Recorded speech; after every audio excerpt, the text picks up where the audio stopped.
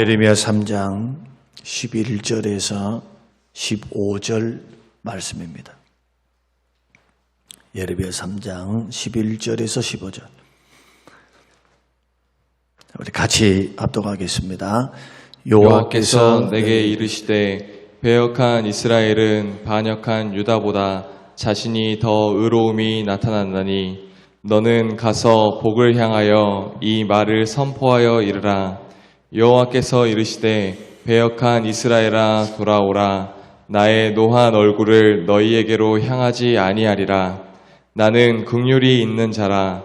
노를 한없이 품지 아니하느니라. 여호와의 말씀이니라. 너는 오직 내 죄를 자복하라. 이는 내 하나님 여호와를 배반하고 내 길로 달려 이방인들에게로 나아가 모든 푸른 나무 아래로 가서 내 목소리를 듣지 아니하였음이라. 여호와의 말씀이니라. 여호와의 말씀이니라. 배역한 자식들아 돌아오라. 나는 너희 남편임이라.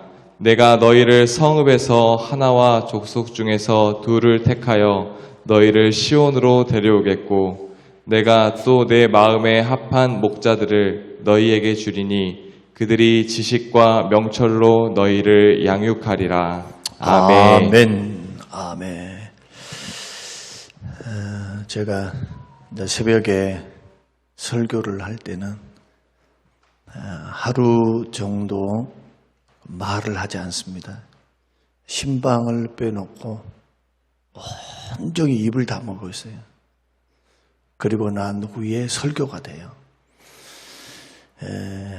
주일 설교도 하루 종일 입 다물고 있어야 돼요. 일주일을. 그리고 난 후에 조금만 무리를 하고 수요일 밤에 조금 부르짖었다고 그 조금 했다고 벌써 목요일 날 이렇게 목이 힘들고 목소리는 나옵니다만 찬양은 하긴 너무 힘들고 그래서 이러한 일들이 앞으로 이제 하나님의 기도의 은혜 안에 이제 회복될 줄로 압니다만은 그런 가운데서 좋은 점은 뭐냐? 말을 많이 안 하니까 좋아요. 신방 외에는 말을 하지 않습니다. 그렇게 해서 사역이 돼요.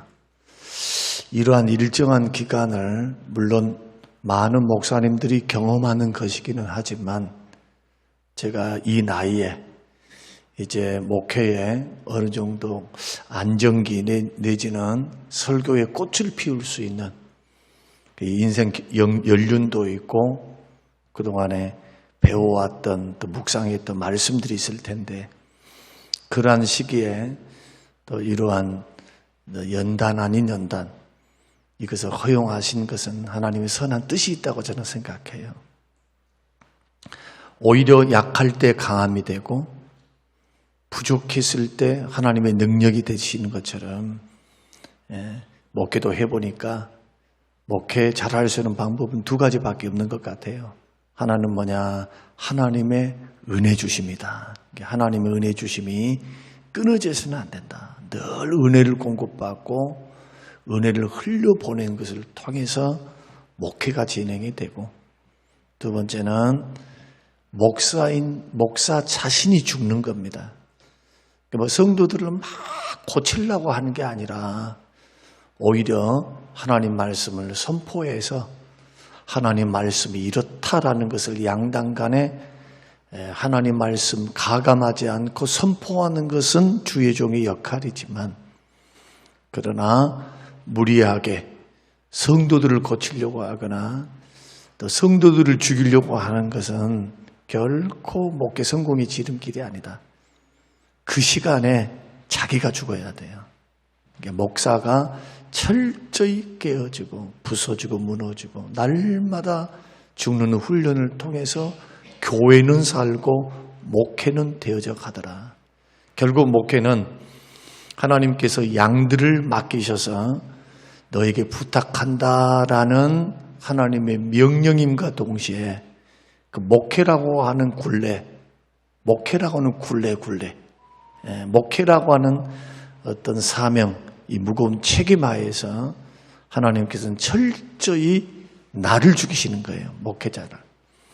죽이시고 깨트리시고 포괴하시고, 그래서 상황과 환경이 어떻게 돌아가든 하나님께만 주목하게 만드는 거예요. 하나님께만. 잘 될 때도 하나님께로, 안 될 때도 하나님께로, 주께로 자꾸 시야를 고정할 수 있도록 하나님께서 은혜를 베푸신다. 이것을 깨닫는 게 복입니다. 날마다 깨닫는 것도 엄청난 복이에요. 그러지 않고 목회를 끝내버린 사람도 많아요. 저는 적어도 2가지는 깨달은 것 같아요. 그래서 새벽을 깨우면서 왜 새벽을 그렇게 깨우려고 하느냐, 새벽에 설교하려고 하느냐, 기도하려고 하는가. 오전을 묵상합니다. 하루를 묵상해서 새벽이 이제 선포가 되어지고, 그리고 성경을 읽고 기도하고 하루 종일 이제 뭐 다른 것 빼놓고 하는 일들이 조금 운동하고 계속 묵상하면서, 그 말씀 앞에 이제 살아야 되죠. 묵상하면서 깨달은 것을 정리하고 또 그렇게 살아내려고 하는 과정 속에서 점점 영적으로도 새로워지고, 여러분들은 어쩔란가 몰라도 저는 은혜 속에 강해짐을 느낍니다. 여러분의 신앙생활 속에서도 지는 분들이 되지 마시고 이기는 성도들이 되시기를 주의 이름으로 축원합니다. 오늘 회개의 축복에 대해서 이틀에 걸쳐서 말씀을 할 텐데, 오늘 본문 읽으셨죠? 돌아오라고. 우리는 지난 시간에 영적 타락이 뭔가, 영적 타락의 증상 6가지 중에서 5가지를 설명을 드렸습니다. 영적 타락의 5가지를 한 문장으로 요약을 한다면 하나님을 멀리하지 말라는 거예요. 하나님을 멀리하는 게 영적 간음이에요.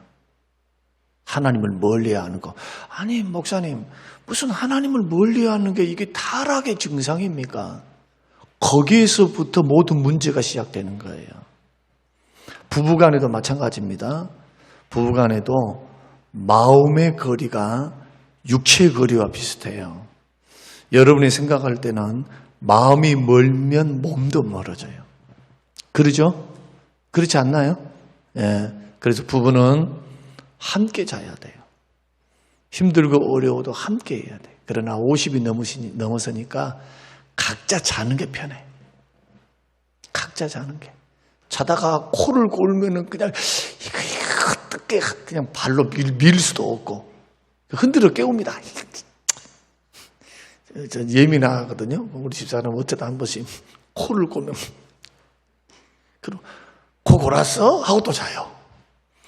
대단합니다.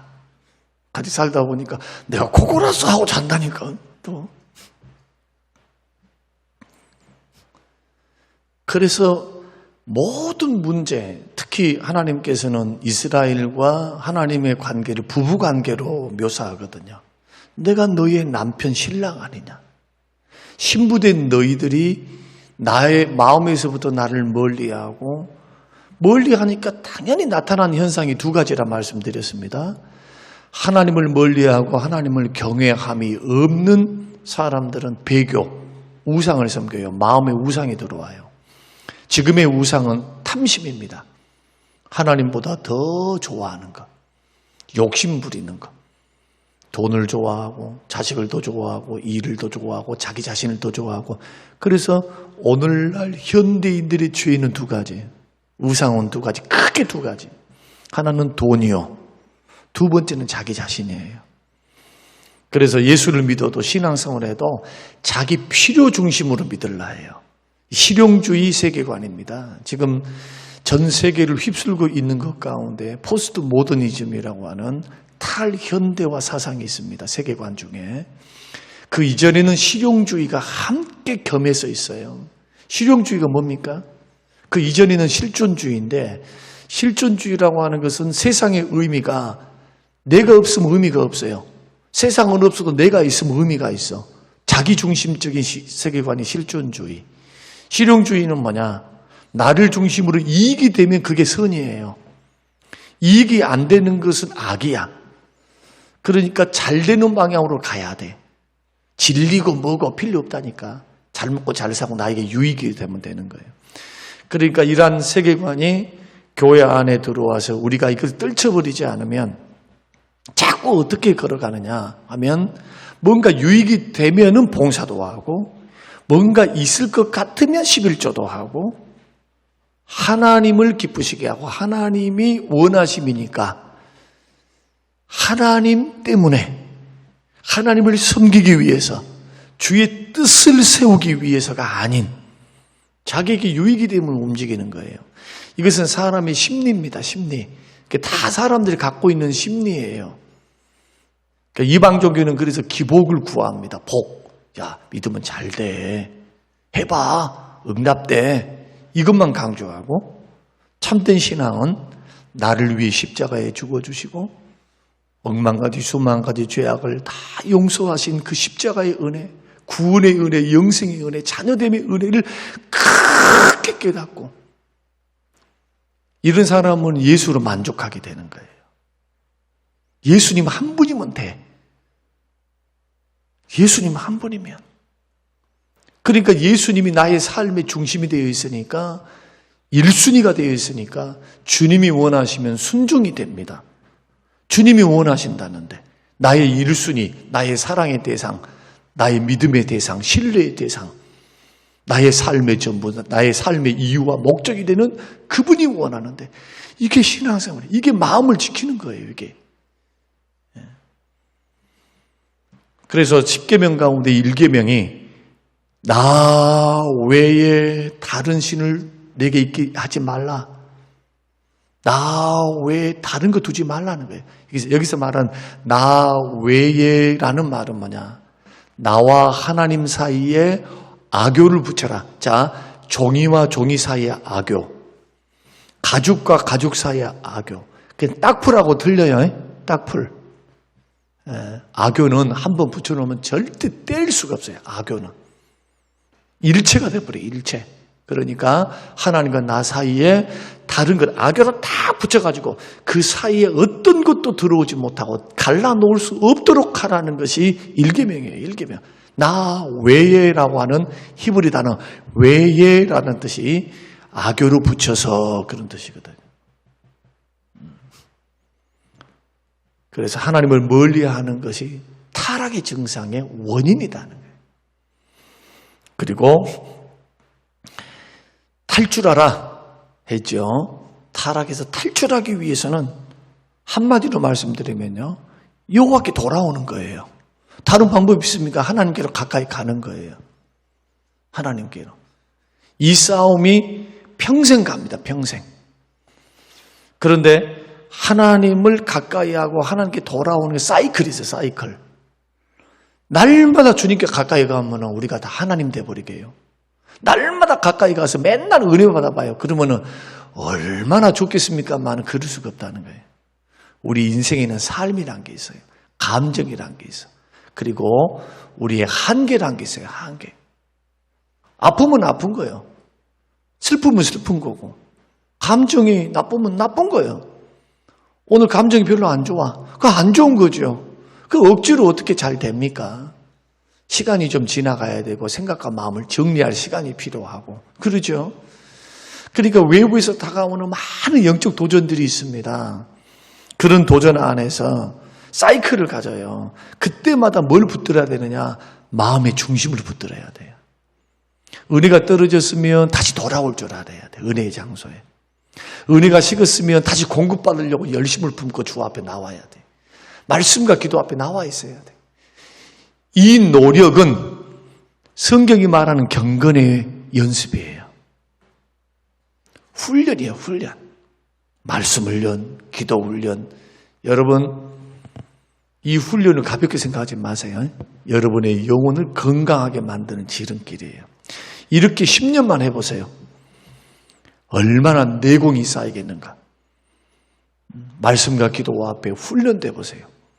그러니까 이 정도로 여러분들이 그래도 믿음 꽤나 교회에서 10손가락에 안에 드는 사람들처럼 1% 내지 5% 안에 들은 그러한 하나님 생각할 때 보배롭고 귀중한 사명자로 세워져 있는 거예요. 여러분들이 생각할 때는 우리 교회 그 많은 숫자 가운데 모두가 똑같다 생각하면 안 됩니다. 예수 믿고 구원받은 것은 똑같아요. 진정으로 구원받았다면 조건이 없으니까, 차별이 없으니까. 그러나 주님이 보실 때에 사명자, 그냥 성도, 나일론 신자 틀려요. 틀려. 주님이 기둥처럼 여기시는 분, 마음에 합한 사람 틀려. 그래서 우리는 날마다 오늘 두 가지, 하나님을 멀리하는 것, 하나님께 돌아오는 것, 이 사이에 있으면서 우리는 하나님과 밀당을 합니다. 자, 우리가 실질적인 걸 제가 적용해서 말씀드리는 거예요. 경험해서. 완전하게 하나님 편에 날마다 가 있을 수가 없어요. 왜냐하면 우리에게는 세상에 즐거움이 너무 많아. 의지할 게 너무 많아. 우리의 관심을 빼앗겨가는 게 너무 많아요. 안 그래요? 핸드폰부터 시작해서. 그러면 이걸 다 문명을 없애고 어떻게 삽니까? 그럴 수는 없어요. 그러나 알자는 겁니다. 여러분이 영적으로 곤고하고 자꾸 기분이 나빠지고 막 우울이 찾아오고 자꾸 비관적인 생각이 들고, 그럼 사인으로 알아야죠. 영적인 감기, 몸살이 찾아왔구나. 기쁨이 사라지는데, 은혜가 식어지는데, 교회가 가기 싫은데, 하나님보다 문제가 더 크게 보여지는데 가만히 있으면 어떻게 해요? 지금 병이 찾아왔는데, 시험이 찾아왔는데, 그때는 엎드려 기도해야 돼. 하나님 앞에 다시 한번 주여 은혜를 주시옵소서. 성령의 은혜를 구하고, 말씀을 구하고, 영적인 힘을 구하고, 능력을 구하고, 그렇게 해서 그 고비를 넘기면서 살아가면 안 되는 것 같은, 그렇게 크게 생각했던 문제, 안 될 것 같은 문제가 그렇게 크지 않다는 것을 깨닫게 돼요. 그 문제 아무것도 아니었구나. 내가 뭐 때문에 이걸 가지고 고민했지? 뭐 아무것도 아닌 걸 가지고? 이해가 되는가 모르겠네. 이것은 영적으로 체험하지 못하면 모른다니까. 묵상하지 않으면 몰라요, 이걸. 그냥 교회 나와가지고 그냥 은혜 받았습니다. 그 다음에 예배 드렸습니다. 봉사했습니다. 땡! 생각할 줄을 몰라. 하나님을 느낄 줄도 몰라. 해석할 줄도 몰라. 내 영혼을 관리할 줄도 몰라. 이때는 어떻게 해야 되는가. 이런 훈련이 전혀 없어. 가르침이 없어. 새벽마다 가르쳐 드리잖아요. 지금. 그냥 제자 훈련 시키면서 막 했으면 좋겠는데 그렇게 하자 하면은 다 맞벌이 하니까 어렵더라고. 그러니까 새벽을 통해서 제가 좀 구차하게 변명하자면 좀 길게 하고, 그리고 또 간단히 하고 기도하고 맞춰버릴 수 있는데, 여러분이 기도하는 시간도 많이 늘려야 되지만 그는 바른 원리를 알고 기도하라는 거예요. 기도를 위한 기도하는 사람이 제일 어리석어요. 기도를 위한 기도면 이방인들도 그렇게 기도하잖아요. 중언부언하면서 자기도 뜻도 모르게 막 반복하면서 기도한단 말이에요. 그건 별로 옳은 방법이 아니에요. 그래서 오늘 회개의 축복에 대해서 이제 제가 세 가지로 내일까지 말씀드릴 텐데, 오늘 한 가지만 말씀을 드리고 오늘 서론격으로 오늘 좀 핵심을 말씀을 드리는 겁니다.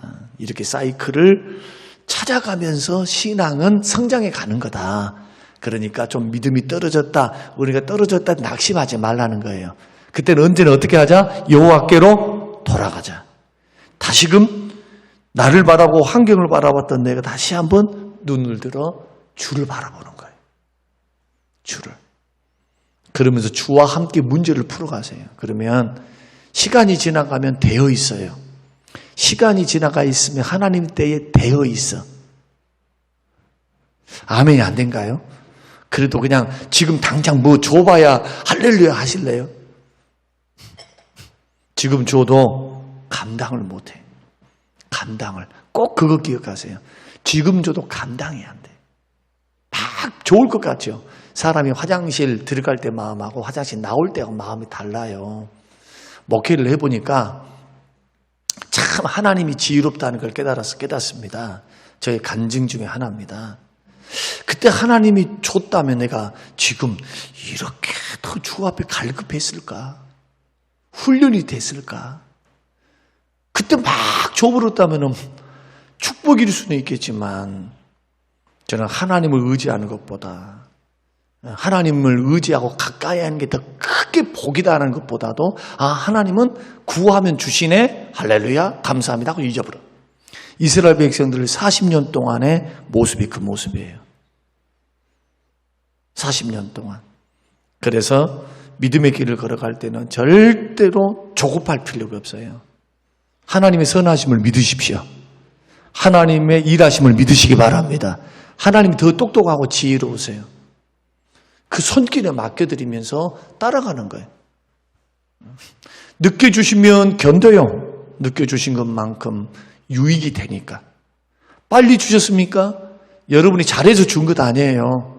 필요하니까, 급하니까 하나님께서 불을 끄시는 거예요. 그것을 나는 기도의 만능이야. 곤란합니다. 하나님의 은혜 주심이에요.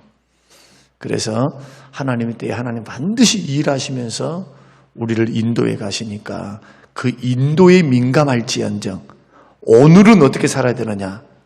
문제가 산적해 있고 많은 일들이 있어도 신명기부터 창세기부터 계시록까지 주님이 복 주시는 원리는 하나님과의 관계입니다. 다른 원리 있습니까? 성경에 보면 주님과의 관계가 안 좋아지면 언제나 축복이 떠나요. 반대로 주님과의 관계가 좋으면 언제 더 좋아야 되느냐? 힘들고 어려울 때에 믿음을 보여야 돼요. 자, 근데 이상해요. 뭐가 이상하느냐? 지금 병들고 아팠을 때 병원을 더 가야 되잖아. 육체가 아플 때는 그렇게 해.